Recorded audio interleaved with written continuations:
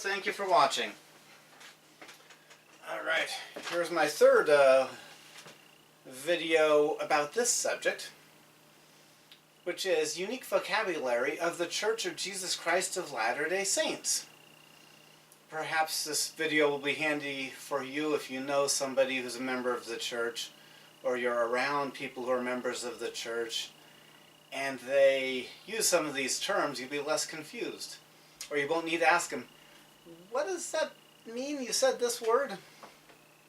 Alright, first word for this episode, this segment of mine, this recording session, child of record. To understand what a member of the Church of Jesus Christ of Latter-day Saints means when they say child of record, first thing you need to understand is we do not baptize until the age of 8. And baptism is what makes you a member of the Church of Jesus Christ of Latter-day Saints. So, when you hear statistics about how many there are of us, how there are 13, 14, are we up to 16 million now? None of those are younger than 8.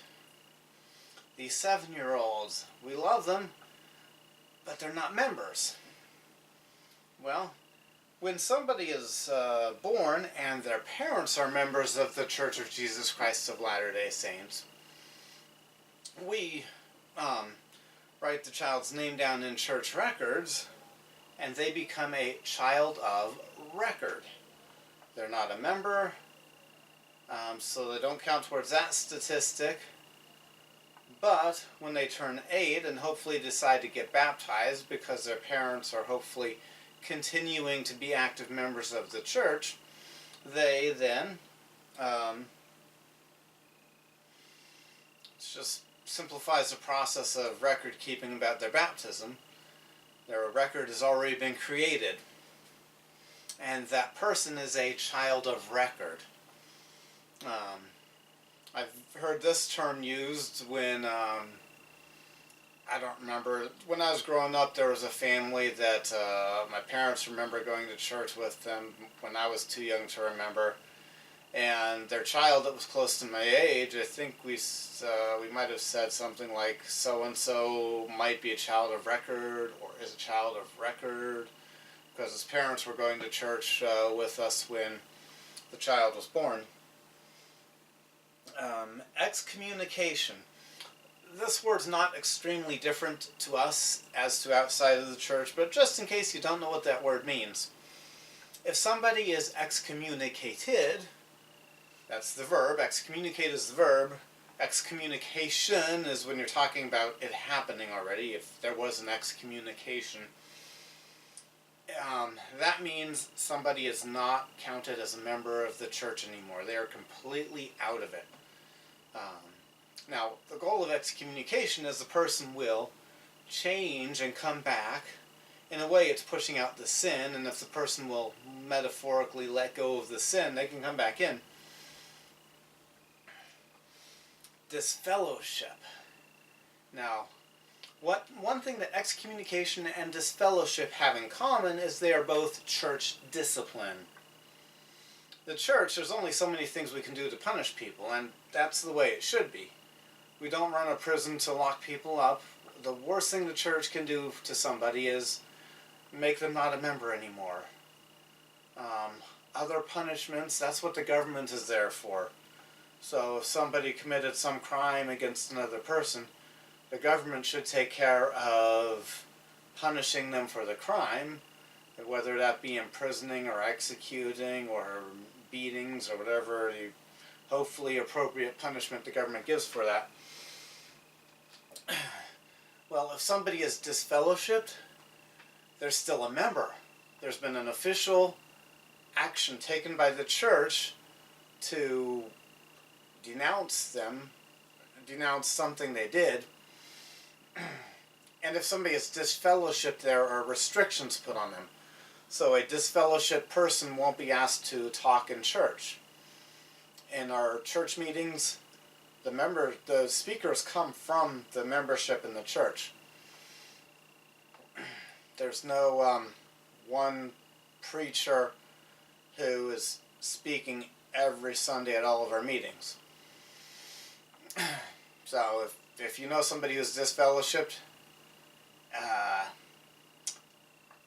please come visit the church, but don't go to your disfellowshipped friend's congregation expecting to see them be the speaker. A disfellowshipped person wouldn't be allowed to go to the temple. That's another restriction. Alrighty. Dispensation. There is some similar usage that we use this term with as with others, but there's some differences too, or some Christians would define different dispensations. A dispensation is a period of time. Our understanding, period of time that starts with a prophet who is important because he ends a great apostasy and or God gives that prophet great revelations. Adam started a dispensation, Enoch had a dispensation, Noah had a dispensation, Abraham had a dispensation,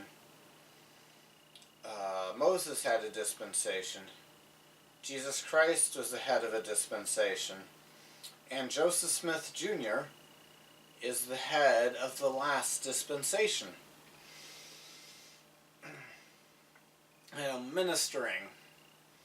That's a word that's used very similar with us as with others, but just in case you don't know, I'll clarify. This is a very new term for the Church of Jesus Christ of Latter-day Saints.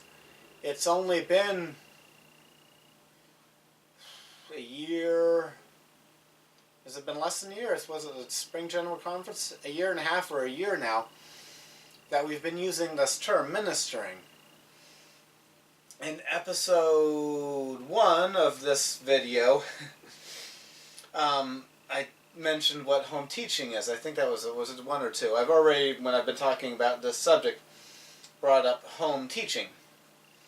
Well, there is no more home teaching because the Church of Jesus Christ of Latter-day Saints is the true and living church. What do we mean by living? God can change things about how we do things. God can give us a revelation that says, we're going to change this one program. We're going to do things a little different. Ministering is how the church watches out for each other, how the members watch out for each other. Encouraging each other spiritually. If you have a question about something, instead of making your bishop, who is a lay member with a real job too, over busy, you should call your ministering families first, or your ministers first. If you need a blessing, you should call your ministers first. If you have some tragedy in your family and you're hoping or needing help from the church, you should call the ministers first. They might be able to help you out. So ministering is that. Now, the brethren doing it are called ministering brothers, and the sisters, the women doing it, are called ministering sisters, or sister ministers, or brother ministers.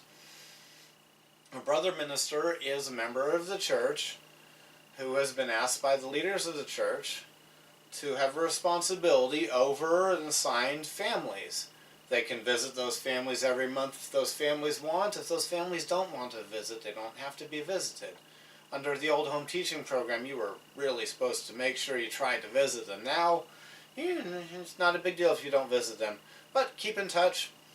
Let them know you're there for them. And so that's what ministering is.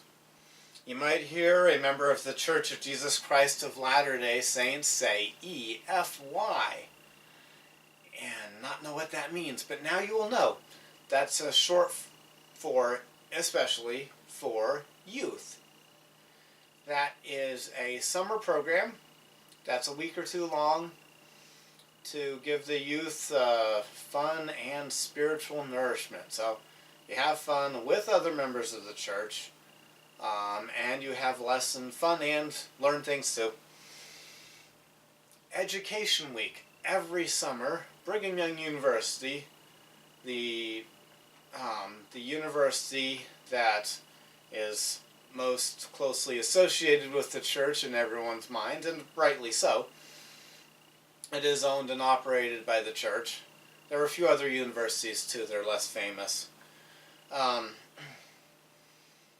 Every week, Summer. For 1 week, Brigham Young University has what they call Education Week. The general public are encouraged to come to Brigham Young University. Members drive or fly from as far away as they feel like they can, I don't know what the furthest away is people go. I know from California to Utah is one hefty day's drive, and Mormons do, members of the church do make that drive from California to Utah for a week of classes about a wide variety of subjects.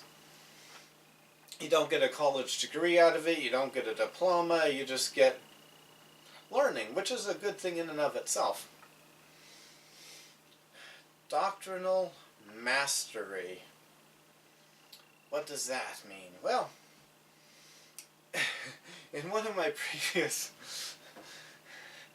the church is true and living. Here's another example of things changing. When I was growing up, we had what we called scripture mastery. Well, now they call the same thing doctrinal mastery. They might have tweaked it in some other ways too.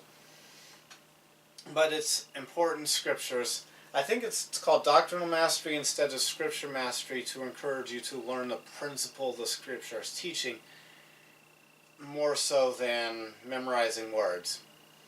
Not that we were discouraged from knowing what the words meant in the scriptures that we were learning a long time ago when I was growing up. So the doctrinal mastery are scriptures that teach important principles or are useful for us that we learn when we are young. Well, teenagers, which is young compared to me. High school age, American high school age. Investigator. When you hear the word investigator, the first thing you might think of is dead bodies laying underground with chalk lines around them and the police investigator trying to find out who done it. Well, investigate is another way of saying learning and trying to find out about something. Sometimes we use the word investigator to describe somebody who is not a member of the Church of Jesus Christ of Latter-day Saints, but is trying to learn about us by meeting with the full-time missionaries and or coming to our meetings. And that's my list for today. So, thank you for watching. If you want to learn more about the Church of Jesus Christ of Latter-day Saints, the official websites are LDS, which is an acronym for Latter-day Saints.org, or Mormon.org, and josephsmith.net. And there's a whole bunch of unofficial stuff on the internet like this. You have a good day.